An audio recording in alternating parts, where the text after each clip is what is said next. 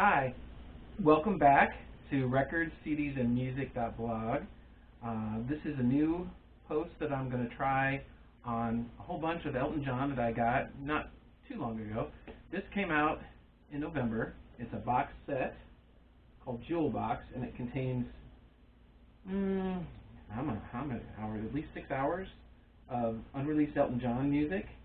And also, I got these two new editions. They're SHM CDs from Japan, which are super high material CDs, which is a format in Japan, which has many CD covers which look like exact replicas of the original vinyl, which is always fantastic. Let's start with the Jewel Box set. I've been meaning to talk about this for a while on my blog, but it's such a huge set, it took me forever to go through it. But once I did, if you look here, it has a nice slip case and a lovely book. And all the CDs are kept inside the book. And there's 8 CDs.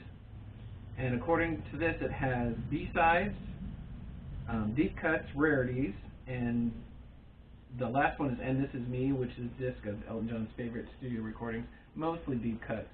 You do get a few hits in here, but mainly this is for the Uber fan, which since I own most of his albums, I'm pretty much an Uber fan. But if you look through, the booklet is laid out just fantastic. And it basically goes through his whole career. And the thing that I really love about it, and I didn't think, it took me a while to decide if I was going to end up buying it, and I ended up getting a great deal. They had a coupon where you could buy the set for very cheap from, I think it's Universal's udiscover.com. So it ended up being about $10 a disc, which to me wasn't that bad. And listening to all these early, most of the first 2 or 3 discs are early demos that he did. Him and his partner, Bernie Taupin, who's his co-writing songwriter, had done tons and tons of demos. And a lot of those are featured here.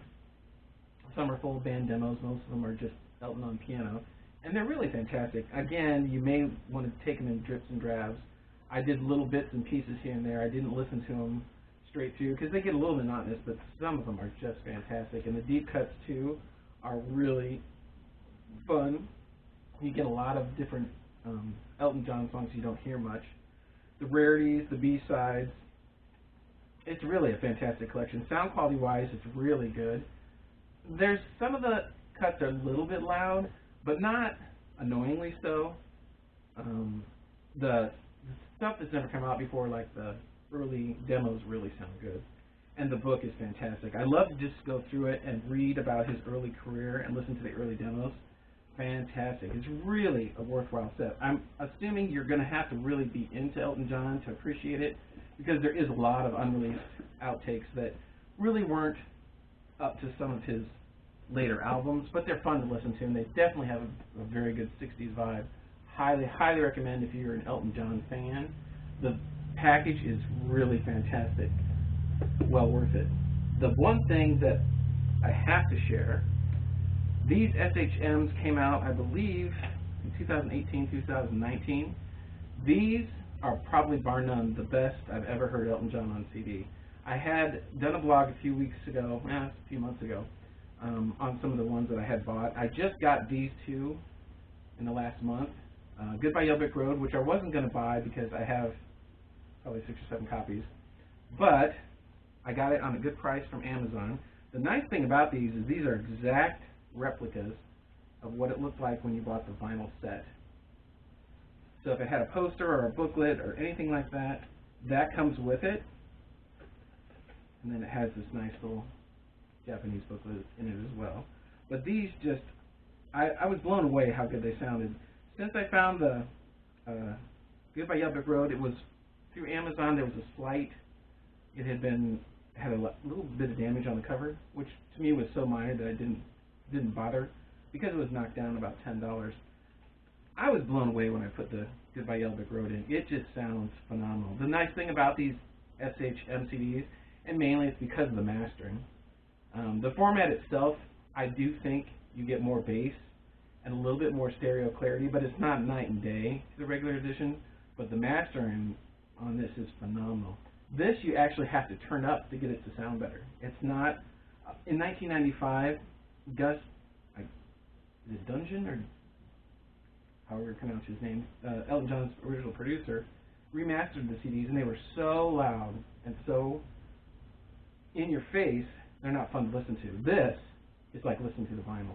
Just amazing. And this one, Tumbleweed Connection, has the textured cover, and it has the nice booklet that came with the original.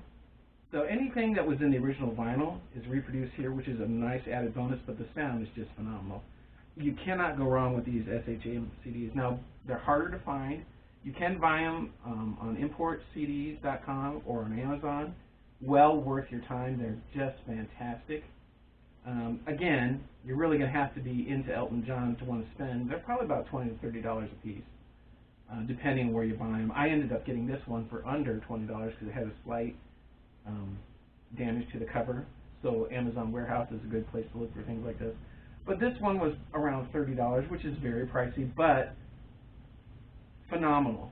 So when you compare the sound of this one to the sound of studio tracks in this box set, this wins hands down. This is such a tremendous treat for Elton John fans. This is a treat for Elton John fans as well, just because of all the unreleased songs and the deep cuts and the B-sides, which most of these B-sides have never come out on a CD, so really worth your time. But anyways, I just wanted to share those real quick. If you're an Elton John fan, well worth tracking down. I'm going to have a blog about those with some more pictures, so if you're interested, check the link below and you can read the blog post. But until then, have a good week and see you next time.